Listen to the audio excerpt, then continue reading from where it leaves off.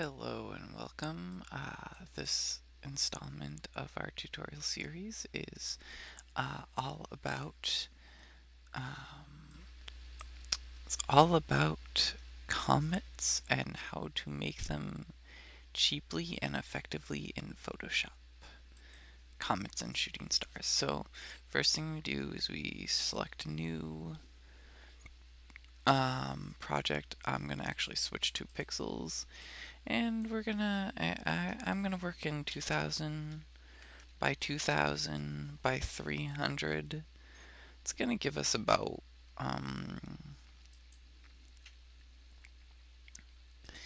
it's gonna give us about what, 6.5 inches. Not what I wanted. This is what I wanted. Okay. And then I'm just going to actually draw in my. I'm actually gonna switch it back to pixels because that way I can adjust my guides. Now, I use guides when I do this because I'm a perfectionist, and yeah. Um, so there, no. I use guides because they help a lot when doing stuff like this. But you don't really need them. You can just, like, for example, uh, I mean, I do, but you don't have to. Um, So, I'm gonna actually show you in just a minute. But I'm gonna probably make it something like that. So, 400. So, this is 400 pixels, which means I'm gonna actually bisect that in half. So, it's 200 on either side of this line here. And then we have 1. But that's actually our ending point. So our actual creation point is going to be probably here. Right here. Okay. So now we make a new layer. And sometimes it's better to actually just use a black background when you do this, because you'll just be able to see it better. And then use white. Now the brush I'm going to use, I'm going to open my brush selection tools. There's a few things that I'm going to switch around. So the brush I'm going to use is this one, I think, or this one.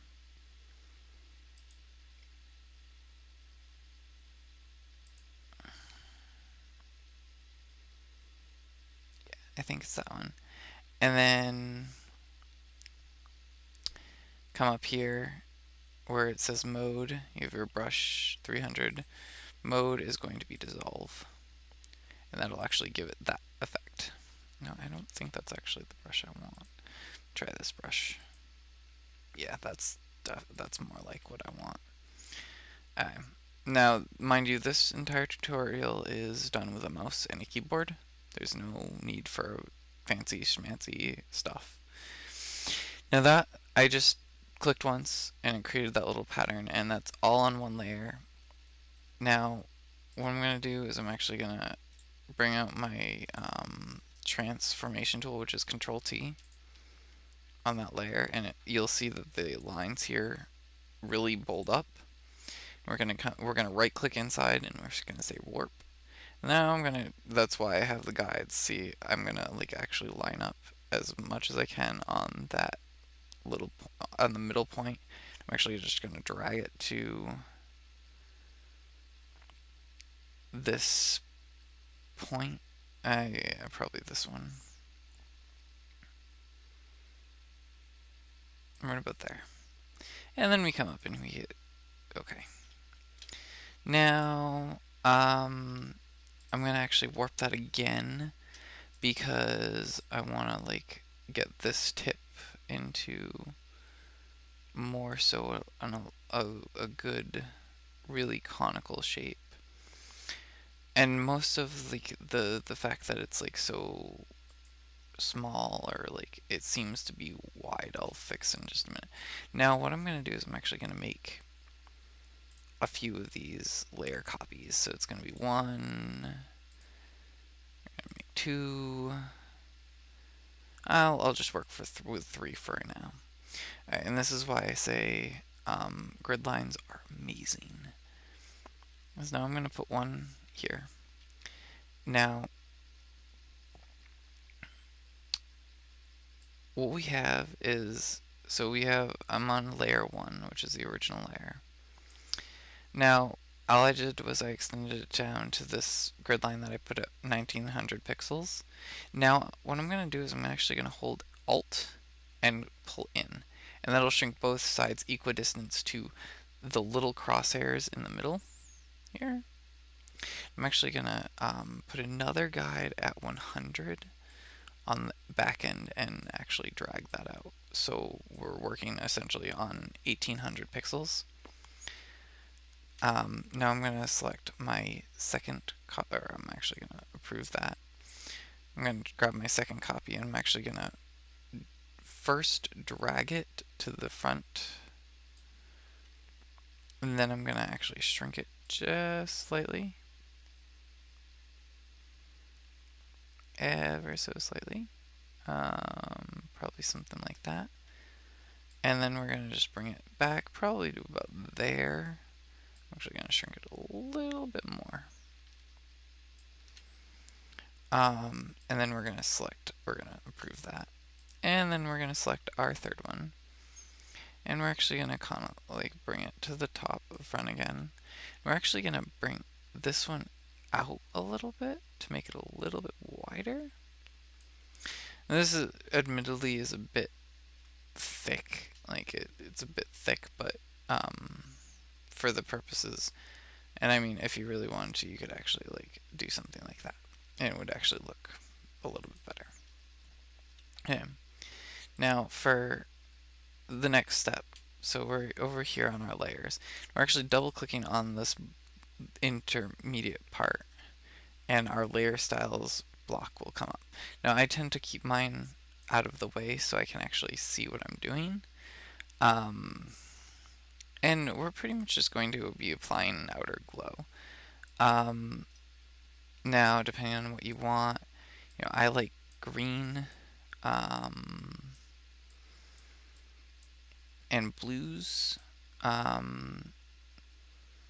let's do blue here, opacity, and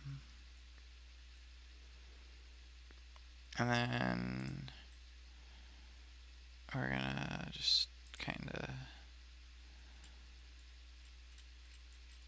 make it really blue, something like that. And we're just gonna say okay. Now we're gonna do the same thing with here. Double click in the thing, wait till the layer properties come out. We're gonna select outer glow. We're gonna come up here. We're gonna actually pick a different color. Let's make it. What do we reckon? Purple, or well, you have your choice. You can actually make it either purple like that, or you can actually make it like an orange, like that. Orange and blue are companion colors, where purple is an accent color. I like that though. Now if I was working on like 4 layers, I think I would go with this layer being a a companion color or compatibility color, and the other layer being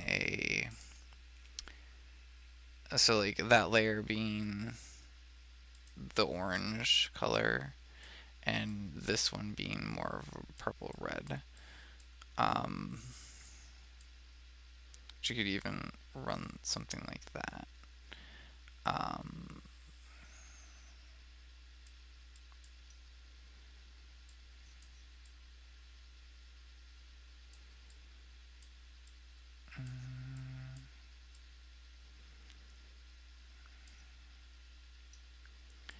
Yeah, for right now. Let's just do it that way. Okay. And yeah, you know what? What I'm gonna do is I'm actually gonna just adjust this a little bit. So it's just a touch thinner. Okay. And we're gonna say okay.